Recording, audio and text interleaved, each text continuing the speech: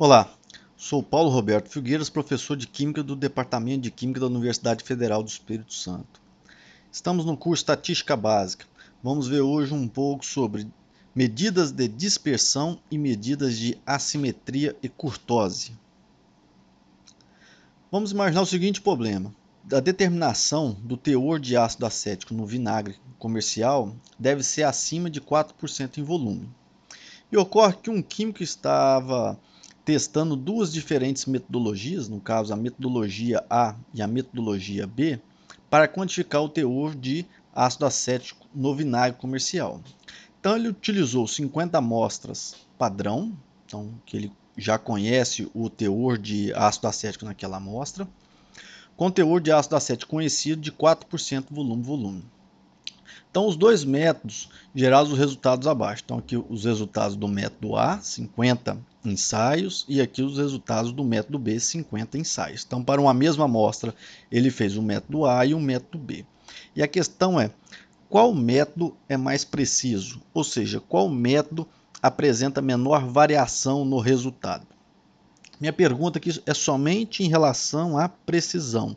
Eu não estou olhando a exatidão, ou seja, a capacidade dos métodos, de cada um do método me gerar a resposta exata de 4% em volume. Então, quando nós observamos o método A, aqui em vermelho, essa linha contínua horizontal vermelha, está o valor médio destes 50 ensaios. Então, o valor médio está bem próximo de 4. E aqui os valores individualmente. Então, os pontos medidos para as 50 amostras. Então, observe que existe uma certa variação em torno do valor central, em torno da média, que é igual a 4. Isso para o método A. Quando observamos o método B, então aqui foi colocada a mesma escala do eixo X, do eixo das ordenadas, de menos 3, de 3,7 até 4,3. A média do método B também ficou bem próxima a 4.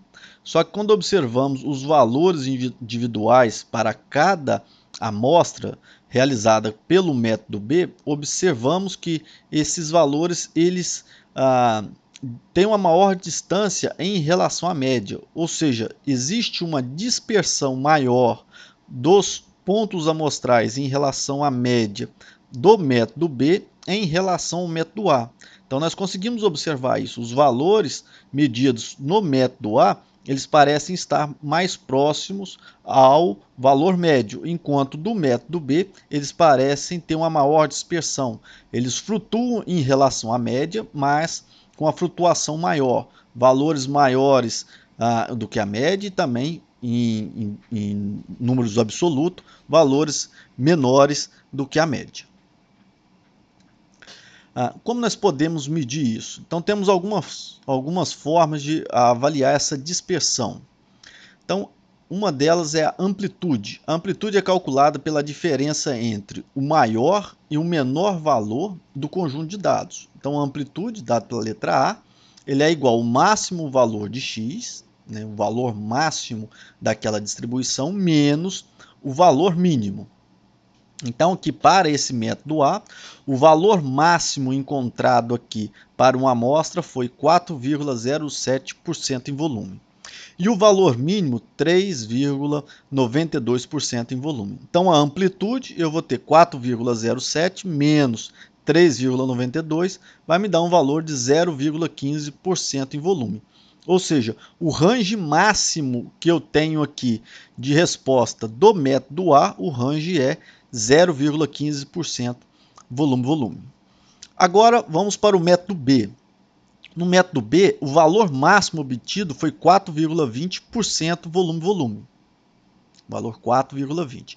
Enquanto o menor valor foi esse aqui, 3,78% volume-volume. Então, observe, o método B, o valor máximo foi maior do que o do método A, 4,07 contra 4,20, e o valor mínimo foi menor do que o do método A, 3,78 contra 3,92% volume-volume. Então, no método B, então, é esperado uma maior amplitude, um maior range de valores. Então, nós temos aqui 4,20 menos 3,78 é igual a 0,42% volume-volume. Então, essa é uma medida que dá para eu observar o range de valores. No entanto, ela é fortemente influenciada se eu tiver algum valor um pouco mais discrepante, um pouco mais longe do centro de dados. Então, por exemplo, pode ser que um desses valores, o menor valor 3,78, ele esteja muito abaixo dos outros. Então, isso acaba influenciando muito o valor da amplitude. Temos uma medida também disso que é o desvio. O desvio é a diferença entre cada valor e o valor médio do conjunto de dados. Então, o desvio para cada amostra vai ter um valor de desvio, é igual o valor xi menos o valor médio daqueles dados. Então, observe aqui, o desvio para o método A, então a diferença de cada valor menos a média. Então, eu tenho aqui a linha horizontal, que seria a média dos desvios. Então, é interessante observar que o somatório dos desvios em relação à média é igual a zero, e também a média dos desvios. Então, logicamente, as médias dos desvios é igual a zero, porque esse somatório dos valores individuais será igual a zero. Então, eu tenho aqui os dados se distribuindo em torno do zero. Então, eu tenho um valor de desvio para cada um dos meus dados. E aqui à direita para o B. Mesma coisa para o B. Então, eu tenho a dispersão e observo. Eles também estão em torno do valor zero. E os desvios dele aqui é um pouquinho superior, a gente observa que eles estão variando mais do que o método A. Então, isso aqui, ó, esse somatório de desvios em relação à média é igual a zero, significa que se eu somar todos os desvios do método A, esse somatório é igual a zero. O mesmo se eu fizer para o método B. De certa forma, nós vimos isso em aula anterior, como em relação às propriedades do somatório. A variância. Observe, se o somatório dos desvios é igual a zero, então uma forma que eu posso fazer isso é que eu vou ter desvio positivo e desvio negativo. Então acaba que, se eu retornar aqui, os valores positivos dos desvios, eles acabam sendo compensados pelos valores negativos que eu vou ter dos desvios. Então, uma forma de eu avaliar isso aqui é elevar cada desvio ao quadrado, porque aí os valores positivos e negativos, quando eu elevo ao quadrado, todos eles vão gerar valores positivos. Então, uma vez gerando valores positivos, eu posso somar esses valores, eu posso equacionar esses valores. Então, a variância representa a dispersão de um conjunto de dados em relação à sua média. Este parâmetro é calculado pelo quociente entre o somatório dos quadrados dos desvios. Então, eu vou somar os quadrados dos desvios. Isso porque se eu somar somente os desvios, eu vou ter o valor igual a zero. Então, quando eu elevo ao quadrado, eu só vou ter resultados positivos. Então, vai ser esse quociente. E o número de graus de liberdade do conjunto de dados. Aqui eu coloquei o número de graus de liberdade, que serve tanto para a variância populacional, tanto para o cálculo da variância amostral. Então, aqui é interessante. Devido à utilização do quadrado dos desvios, a variância possui unidade ao quadrado da unidade das amostras. Então, se eu estou trabalhando com porcentagem volume-volume, a unidade de variância será o quadrado da porcentagem volume-volume. Então, eu tenho duas variâncias, a variância populacional e a variância amostral. A variância populacional, utilizamos esse símbolo, sigma quadrado, essa letra grega sigma. Então, eu tenho sigma 2, ele é igual ao somatório de I variando de 1 até n de cada valor menos o valor da média populacional. Então, o valor da amostra 1 menos a média populacional ao quadrado, mais o valor x2 menos a média populacional ao quadrado e assim por diante. Divido tudo isso pelo número de amostras, ou somatório de xi menos a média populacional elevado ao quadrado. Faço somatório de todos esses quadrados e divido por n. Na variância amostral, então, na variância amostral, a equação é bem semelhante, só que aqui eu não tenho a média populacional, e sim a média amostral. Então, a variância amostral designamos por S2, então é igual o somatório de cada valor xi menos a média amostral elevado ao quadrado. Então, vou ter x1 menos x média ao quadrado, mais x2 menos x média ao quadrado e assim por diante. Isso é igual ao somatório de x1 menos x média, faço somatório desses caras ao quadrado. Agora eu vou dividir pelo número de graus de liberdade. Observe que na variância populacional, o número de graus de liberdade é igual a n. Isso porque eu não tenho nenhum parâmetro estimado. Já na variância amostral, eu vou dividir por n-1. Esse n-1 significa que eu estou perdendo 1 grau de liberdade devido à utilização de um parâmetro estimador no meu cálculo. Então, a diferença entre os dois é que na variância populacional eu tenho um número de graus de liberdade igual a n, e na variância amostral eu tenho um número de graus de liberdade igual a n-1. A perda de 1 grau de liberdade é porque eu estou utilizando a média, né, uma estimativa da média populacional, que é o x barra.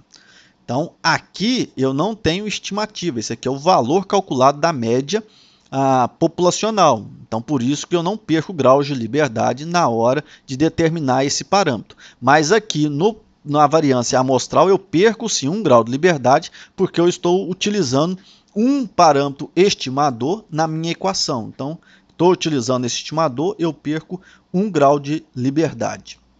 O que ocorre na maioria dos livros textos é que o valor de n e o valor de n-1, que é basicamente a maior diferença aqui entre as equações, esse valor ele vai diminuindo, reduzindo, né, a diferença entre n e n-1 no denominador, na medida em que o n vai crescendo. Eu vou aumentando o valor de n, essa diferença vai reduzindo. Em muitos livros de texto, eles trazem que se eu tiver mais do que 30 amostras, essa diferença entre n e n-1, ou seja, a diferença entre 31 e 30, né, 31 menos 1 vai dar 30, então a diferença entre 31 e 30, ela já é tão suficientemente pequena, né, de forma que eu posso considerar esta variância populacional como, né, a estimativa da variância que eu tenho como uma variância populacional. Mas isso é para alguns autores. Hoje em dia, com a utilização de planilhas eletrônicas e computadores, isso normalmente já vem implícito lá o cálculo da variância populacional ou da variância amostral, e nós podemos utilizar normalmente a variância, o algoritmo para cálculo da variância amostral sem perda, sem utilizar essas aproximações. Então, por exemplo, na estimativa da variância para o método A, então a média calculada para o método A deu 3,99. Então, como são amostras, estamos utilizando a variância amostral. Então, o primeiro valor menos a média ao quadrado, o segundo valor menos a média ao quadrado e assim por diante. São 50 valores, dividido por o número de grau de liberdade. 50 menos 1, isso menos 1, porque essa média aqui é uma média estimada. Então, isso vai me dar esse valor de 0,0009045 porcentagem volume ao quadrado. Então, observe que a unidade que eu tenho aqui está ao quadrado. Isso porque essas unidades aqui, unidade de xi e x médio, é porcentagem volume, subtraio, tenho porcentagem volume, elevo ao quadrado, venho aqui ao quadrado essa unidade. Para o método B, a média foi 4, então tem os valores 4,10, que é a primeira amostra, menos a média 4, essa diferença ao quadrado, mais o segundo valor, 3,96, menos a média 4 ao quadrado, e assim por diante. Faço o somatório desses quadrados e divido por 50 menos 1, ou seja, divido por 49. E o valor obtido é 0,0085, também porcentagem volume ao quadrado. Então, observe que aqui eu tenho praticamente 9,045 vezes 10 elevado a menos 4, enquanto aqui eu tenho 85 vezes 10 elevado a menos 4. Então, dá praticamente aí 0,9, 0,85, quase 10 vezes. Vamos botar 9 vezes maior. Então, a variância do método B é praticamente 9 vezes maior do que a variância do método A. Então, observe, quanto maior esse valor de variância, representa maior a dispersão dos dados em torno da média. Então, quanto maior a variância, maior é a dispersão dos dados em torno da média.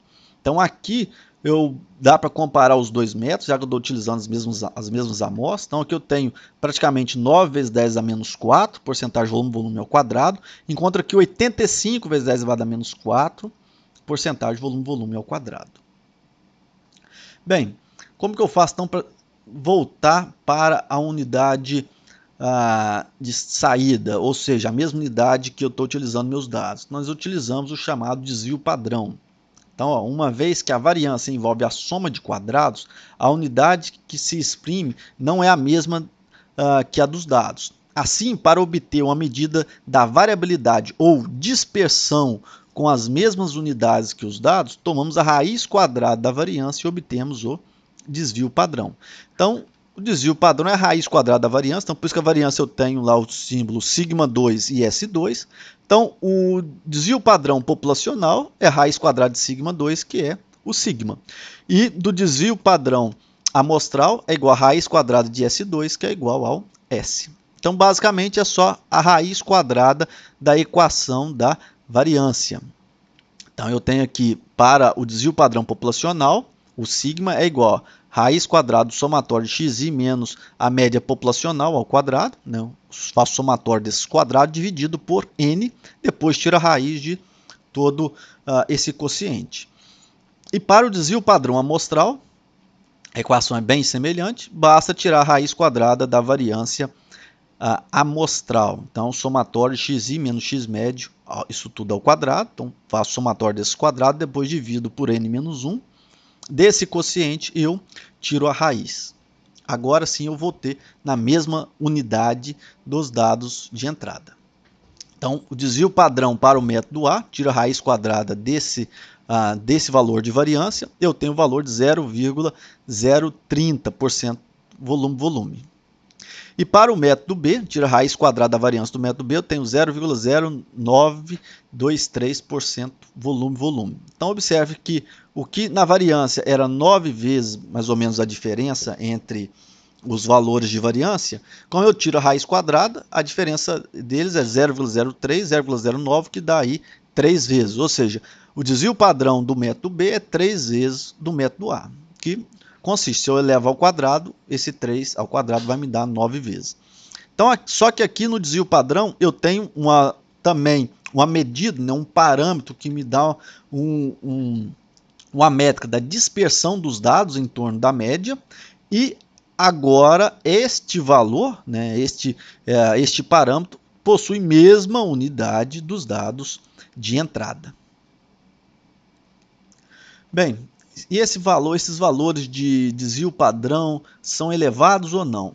Então, uma forma de ver isso, de analisar a precisão de um método, é avaliar o coeficiente de variação ou desvio padrão relativo entre eles. Então, o que são esses valores, né? Ou coeficiente de variação ou desvio padrão relativo? É um valor adimensional determinado pela razão entre o desvio padrão e a média dos dados. Ou seja, é o quociente entre o desvio padrão que eu tenho e a média. Ou seja, eu vou saber o quanto o desvio padrão é comparado com a média. Será que o desvio padrão é 10% da média, 20%, 30%? Quanto que é? Ou é a mesma unidade da média, mesmo tamanho da média? Acontece que quando reportado em termos percentuais, recebe o nome de coeficiente de variação ou desvio padrão relativo percentual. O mais comum é utilizar ele em porcentagem. Então, é muito comum utilizar ele como coeficiente de variação ou desvio padrão relativo percentual. Então, é um parâmetro utilizado para comparar variações de dois conjuntos de dados distintos. É uma medida de dispersão relativa, é relativa porque eu já calculo meu desvio padrão, ou seja, o meu parâmetro de dispersão é em relação ao parâmetro média, ou seja, quanto meus dados estão dispersos em torno da média. Elimina o efeito de magnitude dos dados, isso é muito interessante, que às vezes, quando eu quero comparar, às vezes, dois conjuntos de dados e um pode estar com a ordem de grandeza um pouco maior, quando eu faço comparação, dá para comparar, pois eu estou avaliando a dispersão dos dados em relação à média, mas de forma percentual, e exprime a variabilidade em torno da média.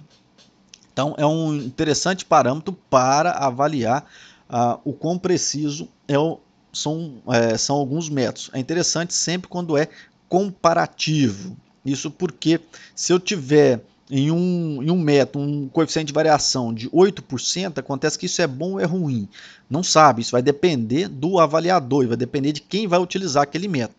Já se eu tiver a comparação entre dois métodos, um tiver um coeficiente de variação de 8% e outro de 15%, eu sei que o método que tem o menor coeficiente de variação, ele tem uma melhor precisão do que o outro que tem um coeficiente de variação de 15%. Mas na maioria das vezes é interessante cada metodologia, ou seja, cada método que é utilizado, principalmente na área das ciências, cada método ele possui um valor de coeficiente de variação aceitável. Outras formas de avaliar essa dispersão é o intervalo interquartil. Então, esse parâmetro representa a diferença entre o terceiro e o primeiro quartil. Então, os valores máximo, mínimo, Q1, Q2 e Q3, eles são importantes para termos uma ideia da forma da distribuição dos dados, se ela é simétrica ou se ela é assimétrica. E é muito importante também, principalmente quando utilizamos estatística não paramétrica ou quando estamos trabalhando com estatística robusta. Então, esse intervalo interquartil, esse IQR, é a diferença entre o terceiro quartil e o primeiro quartil. Então, temos aqui todos os dados ordenados, então podemos colocar todos os dados que eu tenho. Então, por exemplo, para o método A eu tenho 50 valores, coloco eles ordenados, do mínimo até o máximo. E aqui eu vou ter o valor, né? O Q1 é o valor que corta a minha distribuição, onde eu tenho 25% dos valores à esquerda e 75% dos valores à direita. Então, esse aqui é o meu valor de Q1, que para esse método é 3,98. Então, no Q1 no método A, o primeiro quartil, 3,98. O valor mediano, que mediano nós já vimos, é uma medida de posição, ela corta a minha distribuição em 50% à esquerda e 50% à direita. E aqui o terceiro quartil, então é o valor, né, o valor da minha distribuição que corta esses dados em 75% à esquerda e 25% à direita. E no método A, o valor de Q3, o terceiro quartil, é 4,01. Então, o intervalo interquartil vai ser a diferença entre o Q3, 4,01, menos o Q1, 3,98. Então, vai me dar um valor de intervalo interquartil, que está destacado aqui, de 0,03% volume-volume.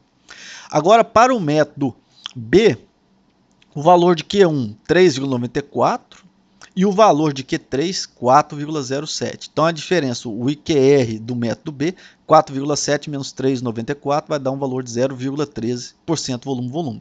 Então, enquanto no método A tem um intervalo interquartil de 0,03, no método B, 0,13% volume-volume. É interessante utilizar esse intervalo interquartil quando nos meus dados eu tenho valores discrepantes, eu tenho alguns valores bem assim, não vou chamar de anômalos, mas valores discrepantes, muito distantes da média. Pode ser à direita, ou seja, pode ser bem maior do que a minha média, ou pode ser à esquerda, valores bem menor do que a média.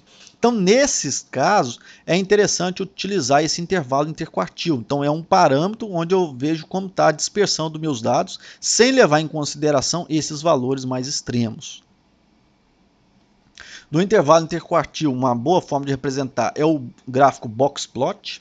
Então, nesse gráfico box plot, eu tenho aqui no eixo das ordenadas a escala de valores. E aqui eu tenho, no caso, né, o nome é gráfico de box plot, né, essa caixa. Dentro dessa caixa, né, eu represento o primeiro quartil, o valor mediano e o terceiro quartil. E aqui eu tenho, nessa caixa, eu tenho o valor inferior, tem esse valor, um limite inferior e um limite superior, e nele também vem reportado se eu tiver algum outlier. Então, no gráfico box plot, ele determina o valor mínimo dos dados, aqui embaixo, o valor máximo dos dados vai estar aqui em cima, e determina o Q1, Q2 e o Q3. Então, o Q1, o Q2 e o Q3 vão estar na caixa, o valor inferior é o Q1, a mediana é o valor que vai estar cortando a caixa aqui, é o Q2, e o valor, o extremo da minha caixa é o Q3. E determina os pontos atípicos. Então, se eu tiver o Q1 menos 1,5 vezes o intervalo interquartil, qualquer valor abaixo desse valor de Q1 menos 1,5 interquartil, ele vai identificar como outlier. Ou o valor estiver acima do Q3, né, do valor de Q3, mais 1,5 vezes o intervalo interquartil. Ele também vai identificar como outlier. Então, esse ponto aqui, esse ponto mínimo aqui, é esse cálculo de Q1 menos 1,5 vezes esse intervalo interquartil. E esse ponto superior aqui, né, essa magnitude superior, é igual a é o valor de Q3 mais 1,5 vezes o valor do intervalo interquartil. Então, aqui também no gráfico Blockspot dá para identificar alguns pontos anômalos. Em alguns gráficos Blockspot também vem identificado aqui dentro um asterisco ou uma bola, seja qual for, mas uma forma diferente de representar, né, normalmente às vezes algum marcador, que representa a média. Então dá para a gente identificar a mediana sempre vai estar para essa linha horizontal, e um ponto qualquer que vai representar a média. Então dá para a gente ver se a mediana e a média do meu conjunto de dados, se eles coincidem ou não, ou seja, se a média está acima da mediana, tá maior que a mediana, ou se a média é abaixo da mediana. Então, um exemplo aqui do gráfico Boxplot do método A e do método B. Então, tem aqui o teor de ácido acético em porcentagem volume no eixo Y. E aqui para o método A eu tenho o gráfico Boxplot e aqui para o método B. Observe que para o método A eu tenho um ponto abaixo do valor de Q1 menos 1,5 vezes o IQR e duas amostras, ou seja, 2 pontos com valor acima do Q3 mais 1,5 vezes o IQR. Ou seja, eu tenho 3 amostras aqui que são indício de ser outliers, ou seja, amostras anômalas. Enquanto no método B, nós temos aqui o valor, né, temos o intervalo interquartil, Q1, Q3, e aqui a mediana, e aqui nenhum dado fora dos meus limites, inferior e superior. Mas observa que do método A, o Boxplot parece que está bem mais comprimido do que em relação ao método B. Ou seja, isso indica que os dados, o conjunto de dados do método A, eles estão menos dispersos do que o conjunto de dados do método B. E como a nossa intenção é avaliar a precisão, ou seja, o quão disperso estão meus dados, então dá para ver que o método B é um método que apresenta menor dispersão, ou seja, é um método que tem melhor precisão do que o método, né? O método A tem melhor precisão do que o método B. E basta olhar aqui também, aqui dentro da caixa temos o intervalo interquartil do método B, enquanto o intervalo interquartil do método A, observe que o valor, né, não tem um valor numérico aqui, mas ele é bem menor, observando, do que o do método B. Agora, medidas de assimetria sobre a dispersão dos dados. Então, vamos observar aqui três distribuições. Aqui eu construí 3 distribuições, de certa forma aleatórias, mas não tão aleatórias assim. Então, nessa primeira distribuição, essa distribuição aqui à esquerda, eu tenho uma assimetria à direita. Então, observe, eu tenho um conjunto de dados e ela está assimétrica à direita, ou seja, ela tem uma cauda mais pontiaguda à direita. Então, tem uma cauda pontiaguda à direita. Então, dizemos que ela é assimétrica à direita, ou uma assimetria positiva, ok? Positiva porque está acima da média. Então, tem uma assimetria à direita ou assimetria positiva. Esses dados aqui, eles parecem ser bem simétricos, ou seja, o espelho dessa distribuição à direita parece ser igual ao da esquerda, ou seja, os dados parecem estar espelhados em relação à média, à mediana e à moda aqui no centro do conjunto de dados.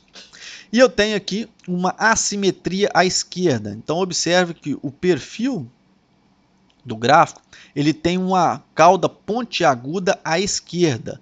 Então dizemos que ela é uma assimetria à esquerda ou ela tem uma assimetria negativa, ok?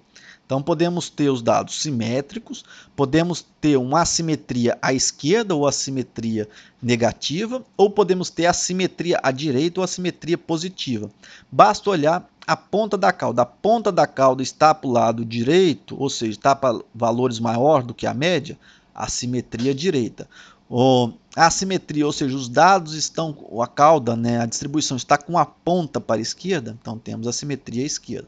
Quando avaliamos a ogiva de Gauss dos dados do assimetria à direita, ela sobe muito rapidamente e depois parece chegar em um patamar.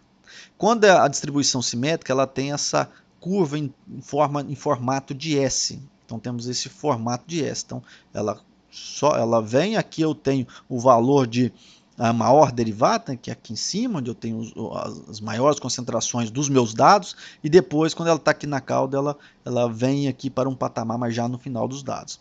Já uma distribuição com assimetria à esquerda, ela começa, né, com pequenos valores, então ela vem bem devagar e depois ela aumenta de forma mais abrupta.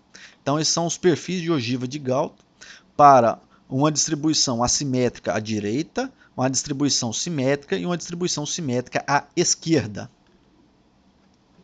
Agora, as medidas de assimetria. Como nós podemos fazer isso? Então, em geral, usamos histogramas para obter assimetria de distribuições. Então, observamos lá os histogramas.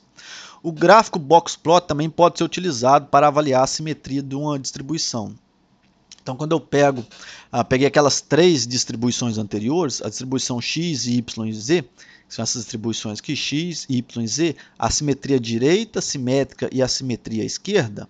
Então, a simetria à direita, aqui nós temos o gráfico boxplot, primeiro quartil, mediana e terceiro quartil, e aqui esse asterisco é o valor médio. Então, observe que essa simetria à direita, a média é superior à mediana. Então, tem uma média maior do que a mediana. Nos dados simétricos, o valor de média e mediana eles praticamente se coincidem. E os dados de assimetria à esquerda, então observe que a esquerda, ou assimetria negativa, o valor da média é menor do que a mediana.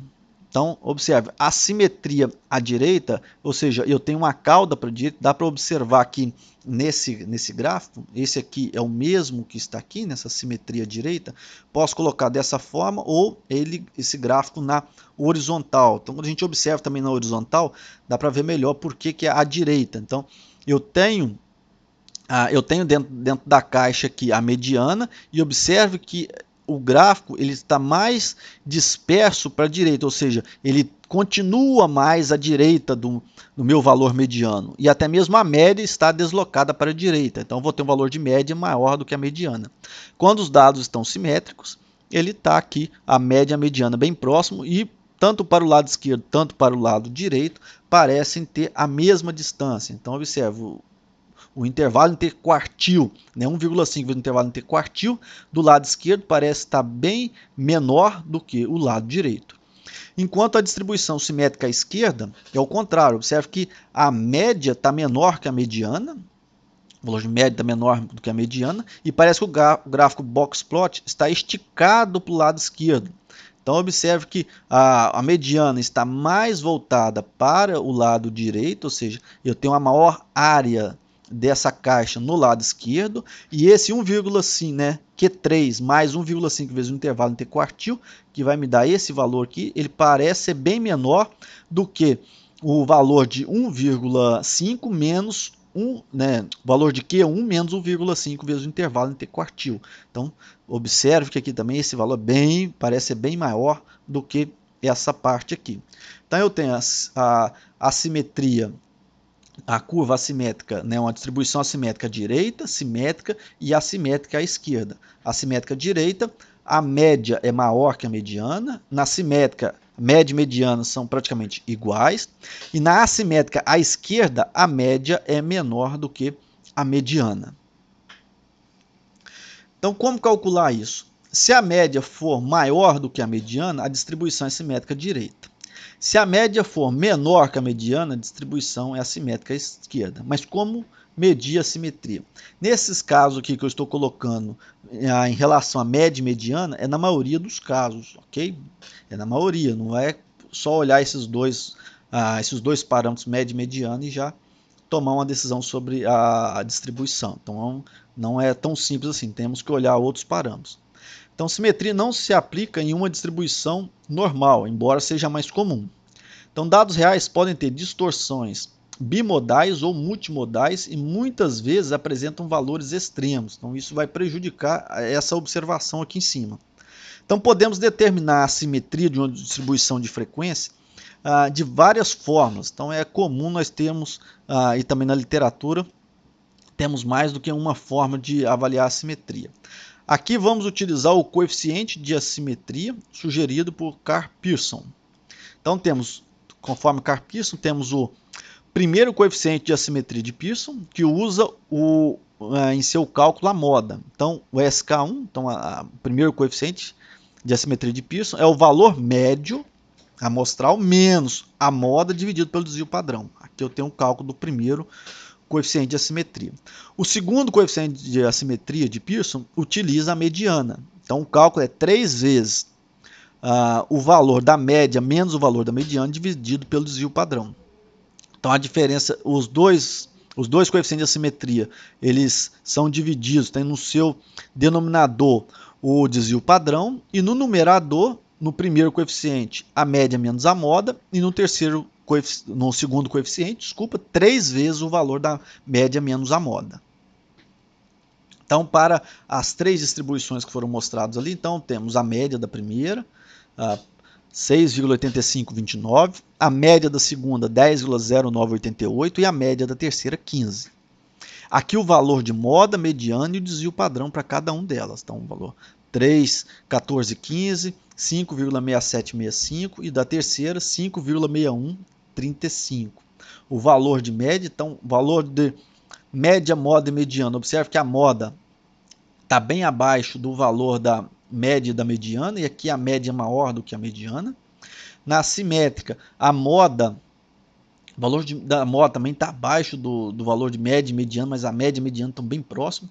E na última aqui, né, distribuição Z, que é a assimétrica à esquerda, a média é um pouquinho abaixo da mediana, mas elas são maiores do que a moda. E aqui o cálculo do primeiro coeficiente de assimetria de Pearson e do segundo para no caso, as 3 distribuições, distribuição X, Y e Z. Então temos aqui o valor da média menos a moda dividido pelo desvio padrão da primeira distribuição, assimétrica direita, simétrica e assimétrica esquerda. Então observe o valor 1,2750. A segunda distribuição, temos o valor 2,8206 e da terceira 3,2247. Então o valor aqui mais próximo, o valor central, esse primeiro coeficiente de assimetria de Karl Pearson, enquanto o da primeira distribuição ela é menor e o da terceira maior. Quando avaliamos o segundo coeficiente de assimetria de Pearson, temos 3 vezes a média menos a mediana dividido pelo desvio padrão. Então aqui temos um valor positivo de 0,8544. Nesse segundo, 0,0993. Então é esperado aqui, se a média e a mediana, os valores são bem próximos, é esperado que isso aqui seja igual ou quão próximo possível a zero. E na terceira distribuição, a simetria à esquerda, temos um valor negativo, então 0,8544. Isso porque a mediana é maior que a média. Então temos aqui um valor negativo, por isso a simetria à esquerda, uma simetria negativa, a simetria positiva e dado simétrico bem próximo a zero. Também temos uma outra forma de determinar essa simetria, né? Esse coeficiente utilizado aqui, nessa forma para determinar a simetria, que é o número de amostras dividido pelo número de amostras menos 1 vezes o número de amostras menos 2, que multiplica o somatório I dos dados, né, do dado xi menos x média dividido pelo desvio padrão, isso tudo elevado ao cubo. Essa equação ela é utilizada no Microsoft Excel. Então, para chamar essa equação, basta utilizar a função igual distorção, abre parênteses, seleciona os dados, fecha e aperta o Enter. Você vai ter ali o cálculo do coeficiente de assimetria de Fisher-Pearson. Então, esse coeficiente aqui é o utilizado no Microsoft Excel. Então, para esse primeiro conjunto de dados, esse foi o valor do coeficiente calculado, do segundo e aqui do terceiro. Então observe que se esses valores for bem próximo a zero, então nós temos a distribuição mais simétrica. Valor positivo tem uma simetria direita, valor negativo vou ter uma simetria à esquerda. Isso porque quando eu elevo ao cubo, eu vou estar destacando esses dados, mas se o valor for maior do que a média, esse valor aqui vai dar positivo, o desvio padrão sempre é positivo, então isso aqui vai dar positivo. Se esse valor aqui for menor do que a média, se tiver vários valores menor do que a média, esse somatório vai acabar dando um valor negativo, porque quando eu elevo ao cubo, eu aumento a intensidade com que cada um dos dados vai interferir no meu parâmetro. Agora, medidas de kurtose. É uma medida de dispersão que caracteriza o achatamento da curva de função de distribuição. Então temos aqui, essa curva em azul é a chamada mesocústica, então seria uma distribuição normal padrão. Em vermelho eu tenho uma curva mais pontiaguda, que é chamada leptocústica, e em verde tem uma curva bem achatada, que é chamada praticústica. Então temos esses três perfis de distribuição dos dados em torno da média. E a kurtose vai me dar uma medida desse achatamento. Então podemos calcular a kurtose como coeficiente percentílico de kurtose, o chamado K. Então K é igual ao Q3 menos Q1, que multiplica duas vezes o percentil 90 menos o percentil 10. E o valor da curva mesocústica é igual, esse K é igual a 0,263. Então o valor bem próximo a 0,263, eu tenho uma curva mesocústica. Se esse valor for menor, então indica que eu tenho esse perfil mais achatado, mais alongado aqui, mais alongado no centro, que é chamada de leptocústica. Essa leptocústica, eu vou ter o valor de K menor que 0,263. E se o valor de K for maior do que 0,263, eu tenho a curva praticústica, ou seja, eu tenho a minha distribuição bem achatada. Uma outra forma de calcular é também essa função utilizada no Microsoft Excel, que é a função curt. Então, para calcular a kurtose da distribuição de um conjunto de dados no Excel, pode chamar a função igual curt, abre parênteses, seleciona os dados, fecha parênteses, aperta Enter, e nós teremos o cálculo da kurtose daquele conjunto de dados. A equação utilizada é essa aqui. Então eu tenho essa constante, que é igual a n, que multiplica n-1, dividido por n-1 vezes n-2 vezes n-3, então tem esse valor constante, que eu vou multiplicar pelo somatório de xi menos x média, dividido pelo desvio padrão sempre é positivo. Aqui tanto faz se esse resultado aqui em cima for positivo ou negativo, eu vou estar elevando a quarta potência. Como eu estou elevando a quarta potência, isso aqui sempre será um valor positivo. Se a gente lembrar da equação utilizada para o cálculo da simetria no Excel, a equação é semelhante, só que aqui eu não tenho esses dois coeficientes aqui, o n-1 e o n-3, e aqui é xi menos x médio sobre o desvio padrão elevado ao cubo. Então, quando eu elevo ao cubo, eu vou manter o sinal e eu vou estar aumentando muito a intensidade dos valores no meu parâmetro. Aqui no cálculo da kurtose, eu vou estar elevando a quarta potência. Então, todos os valores aqui serão positivos. Então, eu vou ter aqui um resultado positivo. E vou subtrair desse resultado o valor de 3, que multiplica n-1 ao quadrado, dividido por n-2 vezes n-3. Então, se você estiver utilizando a planilha eletrônica, pode utilizar a função curt para a determinação da kurtose. Essa é uma outra forma de calcular a kurtose de uma distribuição de dados.